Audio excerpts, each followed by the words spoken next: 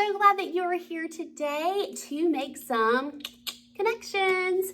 I hope that you'll start hearing that noise and you'll be like, oh, that's a connection. On Sunday, we read the story out of Matthew chapter 22, verses 1 through 14, the story called The Wedding Banquet. Now, the wedding banquet, the king was throwing a wedding party. Banquet is just a fancy word for party for his son, and he invited a bunch of people, and then they didn't come. So he told the servants, go out, invite anybody. They're all welcome. Invite all the people. Now, in the Bible, with all the big words, it has more about this, that they weren't dressed like you would dress to go to a wedding. They were, kind of just in their normal clothes. And that helps us to think about God. Does he care what we look like or how we dress or if we're clean or dirty or any of that? Does he really care? Could we come to church in muddy clothes? Well, not right now because of COVID, but normally, yeah, it doesn't matter. You can come to church in whatever you want to, as long as your mom and dad or person in your life is okay with it. It's okay. You can come to church in whatever. You want to come in your pajamas? Sure, let's have a pajama party at church. It doesn't matter because God doesn't care. It's open. It's your house. You get to do and dress how you want. It's pretty cool. Okay, you're gonna go hang out with Mr. Bruce for a minute, and when you get back, we are going to read a book to help us. Hi friends, this week we're gonna do Jesus Loves Me, just the first verse, but we're gonna sing it twice through.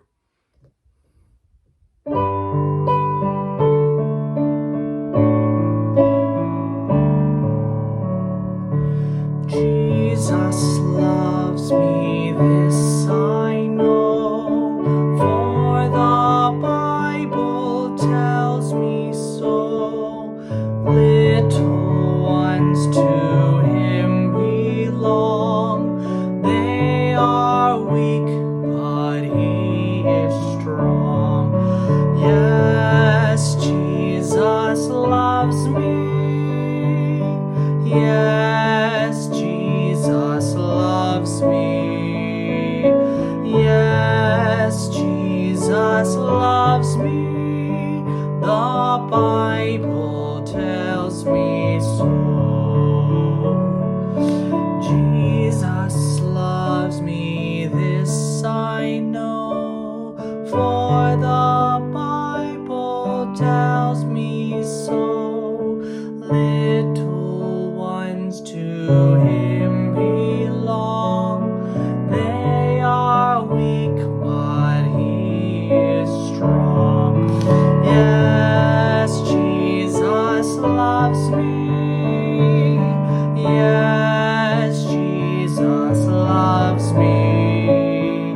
Yes, Jesus loves me. The Bible tells me so. The Bible tells me so.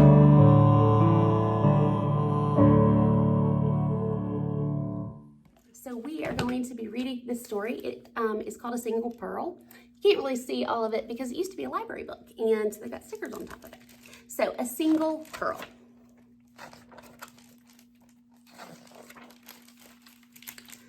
A grain of sand fell into the ocean. Y'all can't see that very well. Let's try on this side. That's better.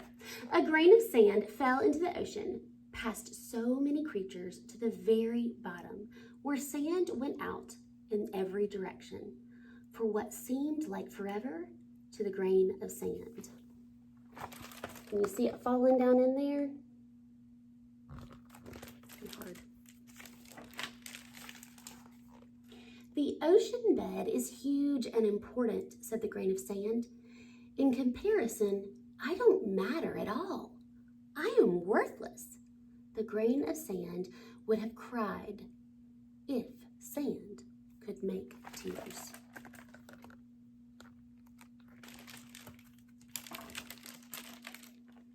A hungry oyster, that's a funny word to say. A hungry oyster drew water through its gills, stirring up the ocean bed, filtering out its food from the floating seaweed. The grain of sand got sucked between the oyster mantle and shell and struggled at first to get free. Then it gave up the struggle, for, after all, what did it matter? It was only a single grain of sand. It's right there, it's super tiny. The grain of sand would have curled in despair if sand could curl. I gotta get my glasses out of the car, right? I didn't wear them because I was wearing my mask and they fog up and it's a mess, and then I should have worn them, right? Story. But the single grain in that very spot irritated the poor oyster with these words. Okay. But the single grain in that very spot irritated the poor oyster, who protected itself by coating the sand with a shiny layer year after year.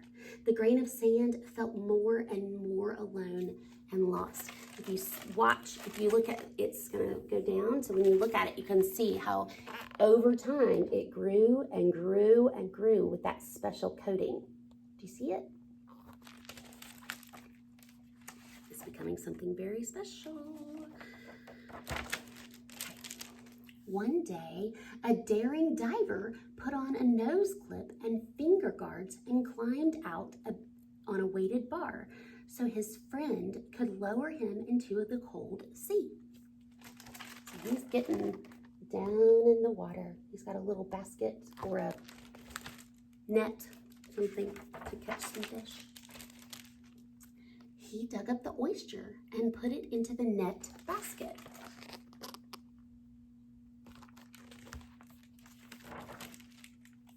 When the diver got back on land, he pried open the shell and gasped at the glorious pearl. He quickly put it in his pocket. The grain of sand was overcome by all the rapid changes. From inside the cold oyster to out in the hot sun to deep in the dark pocket. The grain of sand would have shivered with dread if sand could shiver. He found a beautiful pearl, didn't he? The diver sold the pearl to a prince for bags and bags of money.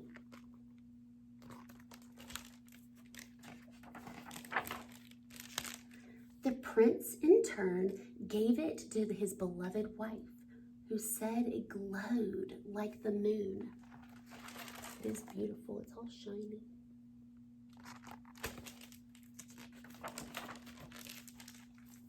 She saved it on a slip of velvet in a gold cup until she had a daughter whose laughter was as light and... That doesn't make sense. Whose laughter was as light. It's not the weighted one, though. It's the light. And whose face was as lovely as the moon.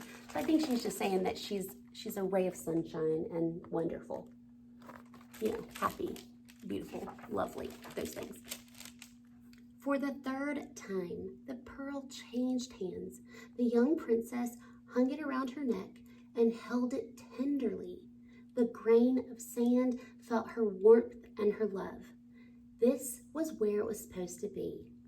This was home. The grain of sand laughed in joy, for anyone can laugh.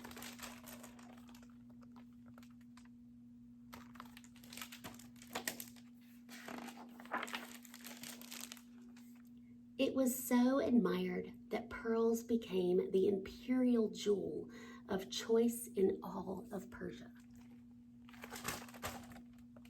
I'm sorry. My arm started hurting. Sorry. The grain of sand sat in the center of the pearl, and it mattered.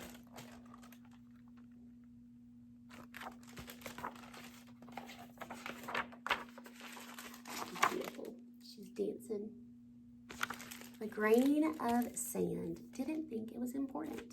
Just like the people who went to the party, they weren't really invited, so they didn't think they were important. But we are all welcome and super important in the house of God.